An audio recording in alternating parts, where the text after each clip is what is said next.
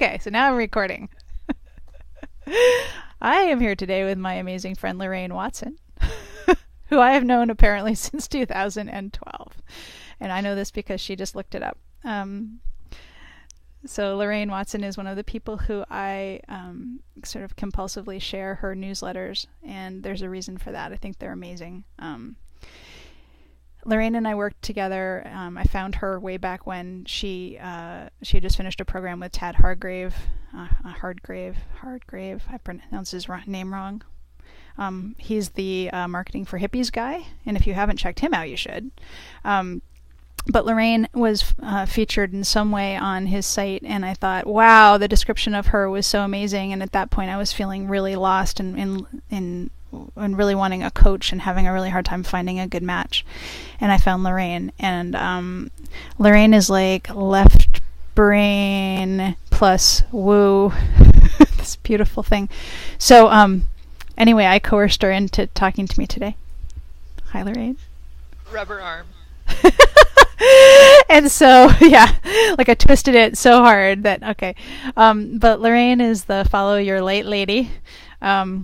She's an amazing coach, and I'm going to read something that I wrote about her back in 2014. I wrote it to her. So hang on, let me just find that file, because this is this best description of her. I said to her, "You're like a benevolent, plugged-in, super smart, intuitive, pattern-observing, call-it-like-it-is guide informed by people's psychology, businessy stuff, technology, life, and energy. Your magic is in how you listen, deeply and well, and how you reflect and suggest. It is like an invitation to do the obvious when there was nothing obvious at all in the beginning of the conversation." Okay, so Lorraine is magic. All of her links will be in my usual blurb. And thank you, Lorraine. Oh, Thank you for inviting me. So Lorraine is talking to us from Alberta. Are you still in Alberta? I didn't even ask. I'm still back in High River, Alberta for now. Okay. So she says say about. About? Yeah. If you ask me to say it, then I'm going to screw it up. Oh, okay. So you just have to listen for it. Have to listen for it in a sentence. It's like about. So I don't remember. Right before we started to record, I said, and that's where I'm going to start. And then I forgot what it was. And now I remember where it is. Okay. So you never told me what it was. Right. So you can't help me here, but I can tell you now. So there's this fear sometimes with all of us probably, but certainly with me, that at some point I'm going to go into the well and the well is going to be dry. Like I'm going to go in for an idea and there's going to be nothing there. And that somehow that nothing is going to persist. It's not going to be a momentary nothing. And it's going to somehow expose all that I already knew to be true, that whole interloper thing, the whole, I don't deserve to be here thing, the whole I was faking it all along thing, and the whole, it had nothing to do with me, it was just an accident, I'd blah, blah, blah, blah, blah, blah, blah, blah. So, because I was just talking to Lorraine about the fact that before I hit record on these things, I get really self-conscious and I get really freaked out because I still don't know what I'm doing. So, since Lorraine is an amazing coach, I figured I'll just fling that out there and see what happens. So Lorraine, talk to me about the dry well syndrome. I experience pretty much every week. As I'm walking around the house going, what am I going to write about? What am I going to write about? I think if we didn't think that, then in some ways I think we'd all be a little bit crazy wrong in if there's never a point where you question what is this, where is it coming from, will it last, will it disappear, I think that is the key for knowing that it's connected into that something greater, and it isn't something that we own or have. It's not coming from mind, that it's coming through us, and it's not ours. But it is ours to share, and that's why we're doing it. It's when you think that it's just if it's yours and coming just from your head, that's when, yeah, you do get scared, because it will, it can and will and maybe dry up at some point. Mm-hmm. But when you start questioning, I think that's the connection back into that something greater, that, okay, Mm-hmm. yeah, this is sourced, and it's a message for, I don't even say message, but I know there's crazy things. So when I write my letters from home every week, Mm-hmm. and I'm walking around the house going, what the heck am I going to write about? And I tell you, there are weeks when I hit post, I'm going, well, there goes the biggest piece of doo-doo. That, and I get, the feedback I get is, wow, I needed to hear that. Mm-hmm. That was absolutely perfect. And it's like, yeah, okay. Yeah, that's why I wrote it. Like, because there's lots of times I'm writing something and I'm going, I don't know why I'm writing this, but yeah, okay, Mm-hmm. this is what wants to be written. This is what I'm writing about. And so yeah, some of the things I write about are things that were messages to me, and so I'm sharing Mm-hmm. them, and other things, it's like, I don't know why I'm writing this, but this is what's wanting to be written. And if I try and write something else, Mm-hmm. it's just this big nudge poke. It goes into the toilet pretty quick. It's fine. It's pushing rope the whole time until Mm-hmm. it's like, go back and write what you're supposed to be writing about. Mm-hmm. It's so interesting, this idea. Also, we talked about discomfort, where I think there's this myth, there's this huge mythology that once you found your thing, it's going to be like nothing but net, right? You're going to be in the flow. You're going to be, it's not quite like a bliss picnic, but it's just going to be this easier ride somehow. And when in fact sometimes it's harder. It's harder because it feels like there's more at stake. It feels like I don't know, with me anyway. These interviews we were talking about, sort of what's the point. You didn't ask me that, but I was letting you know that I still don't know what the purpose is, and you so sweetly said that's because you're not supposed to know it yet. So hear me now, universe. I'm ready to know, but okay. But the fact is that trusting it in spite of the discomfort, sort of trusting it in spite of the self-consciousness, is really hard. It's really hard. It's hard just to trust that this is unfolding as it's supposed to. It's I like knowing where I am. No, it's all bullshit because you never really know where you are. But what I was going to say is I like having the fiction that I know where I am in a particular process. I know what the goal is, or I know what the purpose is, or I have a why. That's mind getting into it. Yeah. That's not, and that's kind of in this getaway that I just ran, this stepping outside. We spent a lot of time talking about, Mm-hmm. or kind of poking around with the difference between mastery and mystery. And the mastery part is Mm-hmm. the goal, something to check off. I want to know where I am, what's my progress. Mm-hmm. Versus the mystery is all about curiosity and discovery. So with mastery, you're trying to get somewhere. Uh-huh. There's an end, which means Mm-hmm. I'm not there, I'm here, and there's this expanse you have to get between. When you're in the mystery, and if you can switch it around to when you can be comfortable with not knowing, Yeah. then you're not scrambling to get out, and you can switch over to mystery and discovery. And so it doesn't matter what the end is, because you're here and you orient from yourself, not from something out there.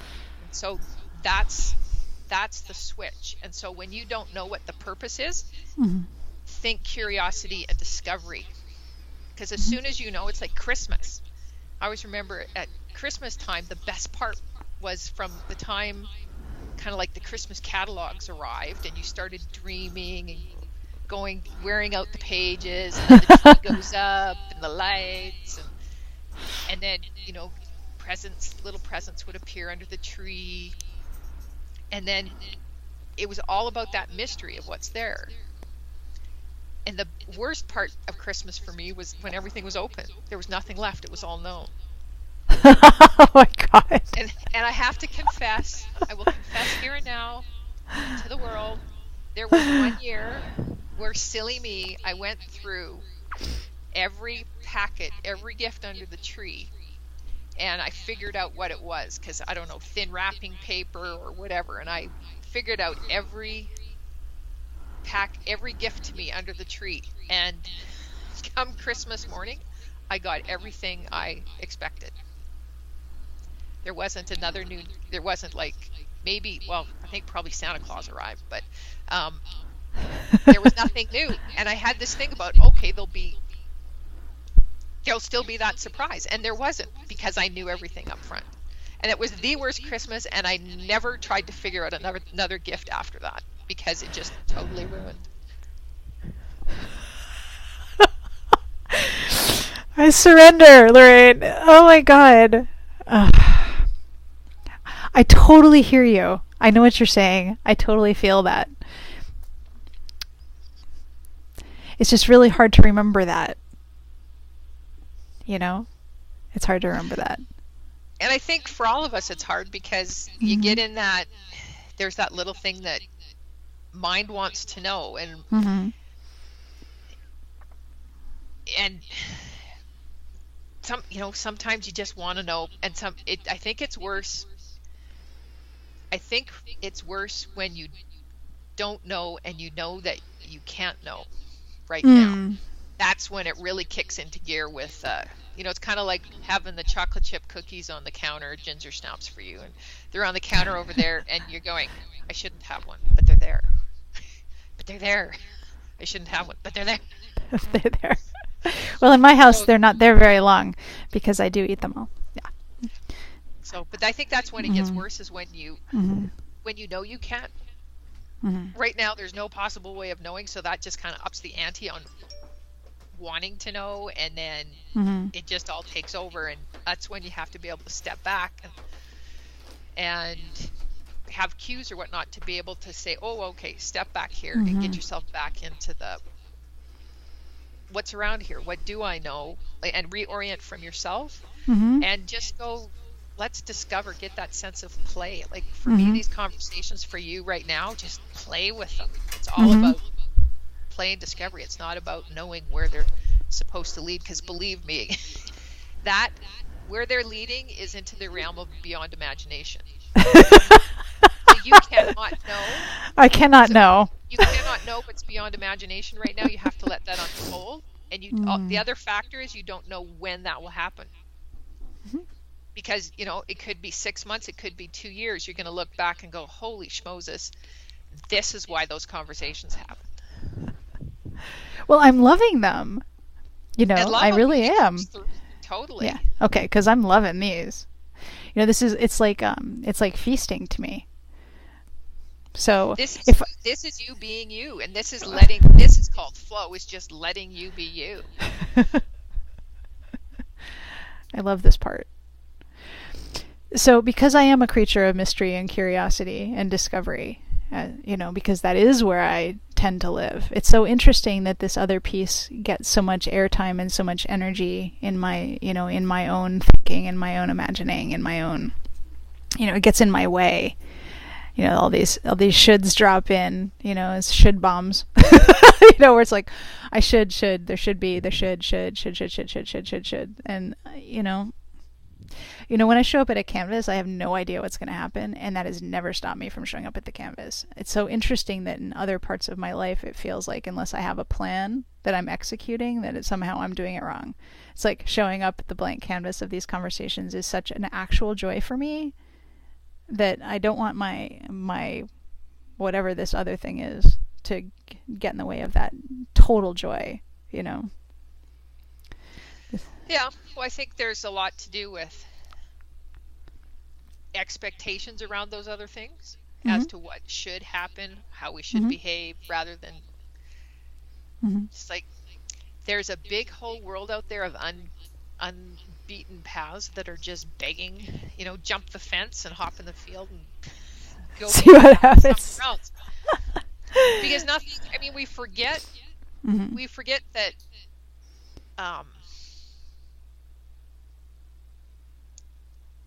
everybody, the people, invention, everybody's in awe of inventions. Mm-hmm. And then we all get, then mind takes over and says, oh, well, what do I have that's new? Because it's not new. It's been done before. Well, okay, so let's, invention happens. Mm-hmm. And it's great to have those out in the world. Mm-hmm. And then there's the innovation. And it's like, if innovation didn't happen, there'd be a lot of very hungry people or overworked people, because there'd only be one pizza shop in town. So when you start thinking about all the pizza shops and all the variations of hoagies or submarine sandwiches or whatever you want to say, whatever you call them, like one shop is going to be very, very busy because nobody else could innovate.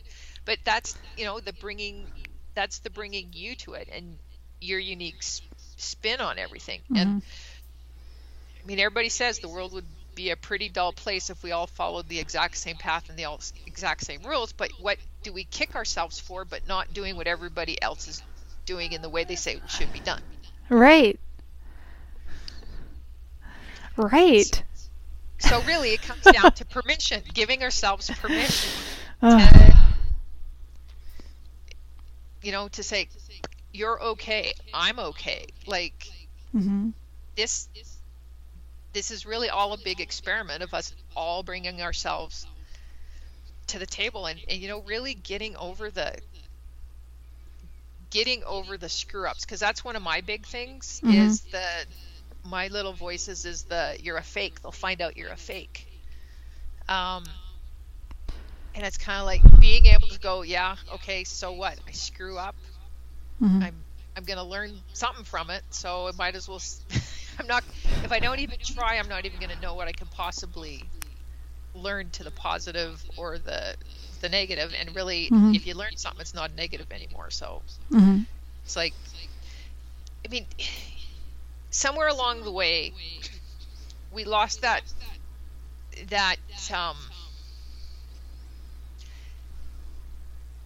self, that as a kid, they're not afraid to try and experiment and whatever. They're just out there exploring and putting Lego pieces together, and they scream and holler and throw them across the room when they don't fit together in the way they should. But oh, look, they're back at the Lego pile trying again. And we lost, as adults, we lost that along the way somewhere, to give ourselves permission to try.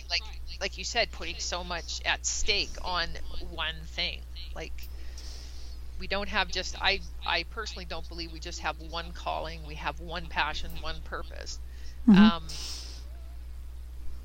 any way that we're expressing our true selves and just bringing ourselves, that's really what it's all about. There's just not one vehicle.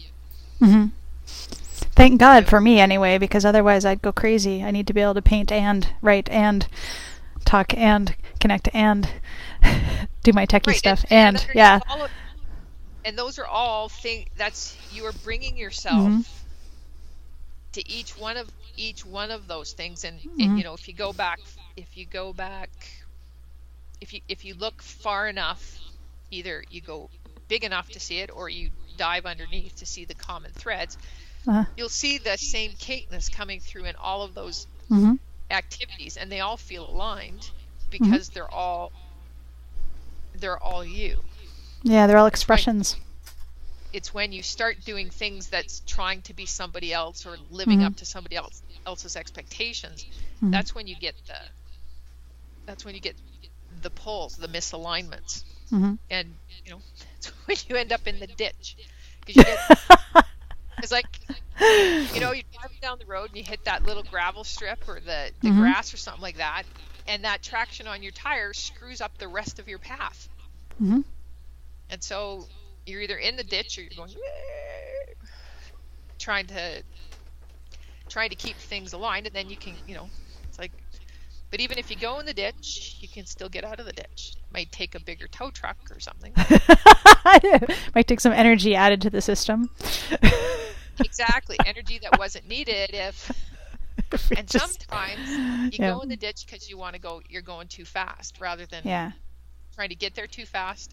yeah. That's the faster you go, a lot of times you end up out of control, Hmm. so to speak, and then it's a lot harder the faster you go, the harder it is to negotiate the little things that come your way. Hmm. So that's a lot of times when we end up in the ditch is because we're trying to get somewhere too fast and not really just taking it as it comes. So you said something, well, you always say things that are wise, to me anyway. I assume you say the wise things to others as well.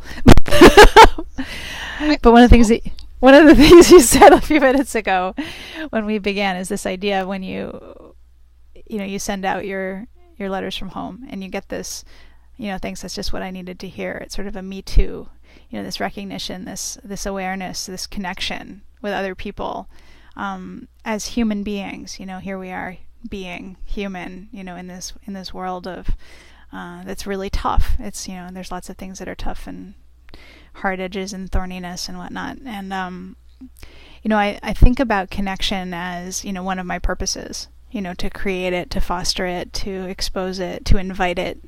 This idea of me too. And you were one of the first people who I had worked with who really unabashedly owned the fact you use both sides of your brain and you welcome that.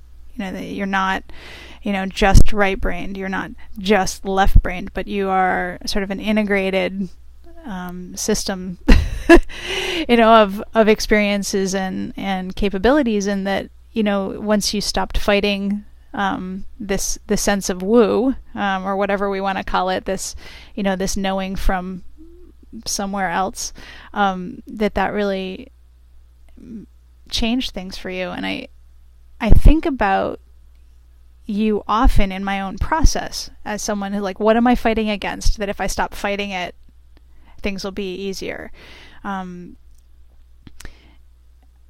When you stopped fighting that, do you remember when you just said, fine, fine, this is a part of me too?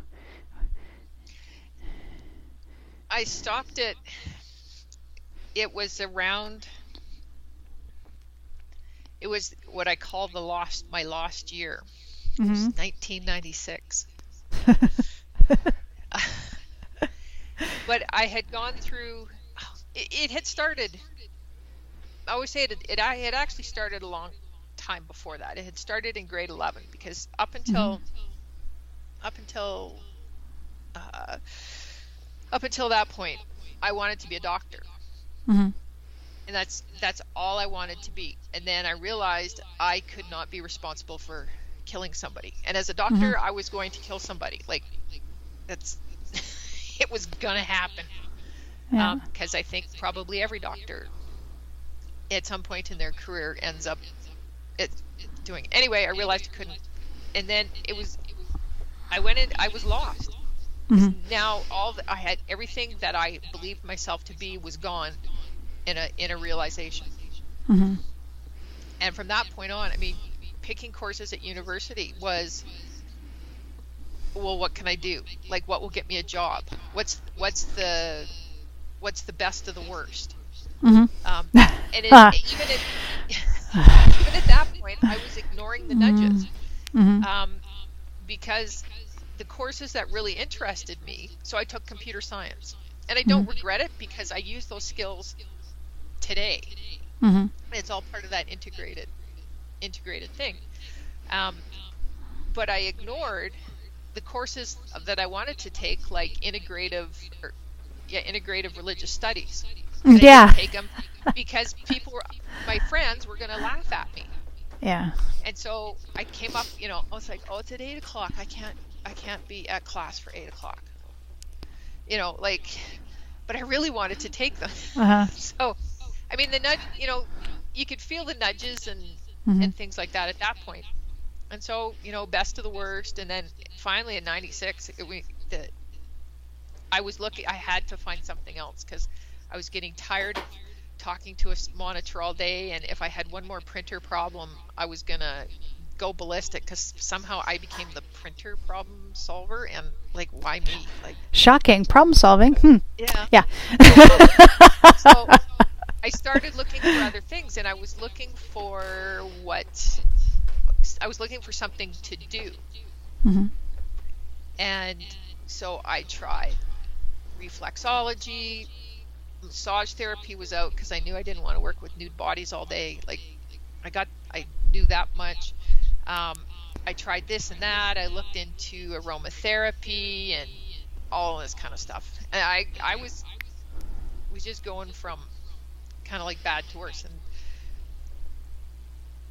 And then one day, it was May, I looked at this continuing ed catalog, and it was this course popped out at me. It was Reiki. Mm-hmm. I had no idea what it was, if I was pronouncing it right. Took the course, and like within the first hour of sitting in my level 1 course, and started talking about energy, I went, oh my God, I'm home. Yeah. But home as in this whole stuff about it, like I was giving myself permission. It was this big permission thing about this energy, and I still don't like to talk about it as woo-woo, because for me it so just is. Yep. Woo-woo for me, and for me the woo-woo comes in the crystals and the candles and the music and the flowing gowns, and and that's where I see the integration is. It's in its simple plain form, in its just isness. There's this whole other realm that when you open yourself up to, it just keeps unfolding, and it's like that mystery thing, like giving yourself permission to go into the mystery and just not question it, but to discover it and what could be there. So that's all when this integration started started coming together. And it's interesting because it turns out that my Reiki master was a former nurse. And so she brought a lot of the, I'll say, structure and process or whatever that a nursing background would have into the whole thing. So again, that was another example of these two don't have to be diametrically opposed. They can fit together quite nicely. And so from there, it's just like, yeah, this is possible. And even then, and even sometimes now, I have a hard time letting other people know about that side of me. But it's also coming to a point where it just is me, so I don't even think about whether I'm saying something or not. Like, it just is. Like, yeah, you don't need to declare it. It's just part of it.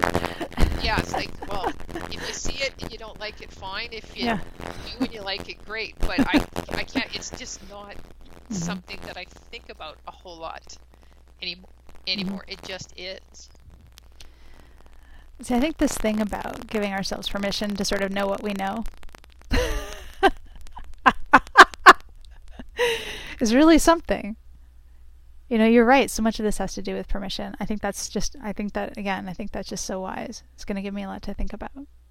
Well, and it's permission. Yeah. The reason we're giving ourselves permission is because we believe it to be what others don't want and what others don't expect to happen. And so it's just the permission to say, I got to be me and travel this path. Because somebody, in order to establish the other expectation, they had to set off and do their own thing. And then people started going, oh yeah, I could do that. So expectations and stuff came out of somebody coming up with an original idea, which was different than everybody else's. God. Forget about, where it came from. So yeah. No, I think that's this whole question. Okay, so some of the things I'm going to be thinking about after we talk is this idea of innovation versus invention, because that is just like, there's a lot there. There's a lot there. And this idea of permission. It really is. And allowing and curiosity and mystery. And, there's so much here. Lorraine, thank you. Well, thank you. I was going to say you're creating this space. I with all the amazing people. Like when you talk about connection being something that you do, when I look at the people that you have in your life and that the conversations that you've had, I'm just going like, where does she come across all these people? Like, I gotta hang out with you, man. I have really amazing people in my network. You do. I do. No, I am super amazing people. It's just I'm blessed. Mind blowing. I truly am. I am blown away by the people in my network too. Just all of y'all, and that means you too, lady. Remember? I know. Don't wave me off. I know better. Anyone here listening will know better too. I am totally honored to be in this space, and for anybody who hasn't seen like Kate's connections, I think it was last night. She says, "Hey, Facebook friends, anybody have a connection with some group in Mumbai?" And then she gets people saying, "Yeah, check out this person and this person." I think, and I'm going, okay, so we can all have like 6 degrees to Kevin Bacon. I think maybe it's 3 to Kate. Yeah, it makes me feel like I've already succeeded in my mission for connection. Yeah, that's great. That makes me happy. Thank you. So if you want to hang on for a second after I hit, stop, that would be great because I want to spend a few more minutes with you. But okay, everybody, this is Lorraine Watson. You can find her on Facebook. Also, she has a great website, and she's also Follow Your Light. She's a coach. She's a teacher, a workshop leader, and just an amazing person. So if you're interested, please seek out more information about her, and I'll put all the links up there. Lorraine, it's always such a pleasure. Oh my God. I spent so much time like swearing at you and feeling grateful. It's both. Like, damn it. I knew that. Oh, it's so smart and so obvious, and yet it wasn't. Ugh. So we circle. A lot of people swear at me. But it's out of love, really. Thank you. Okay. Thank you, Kate.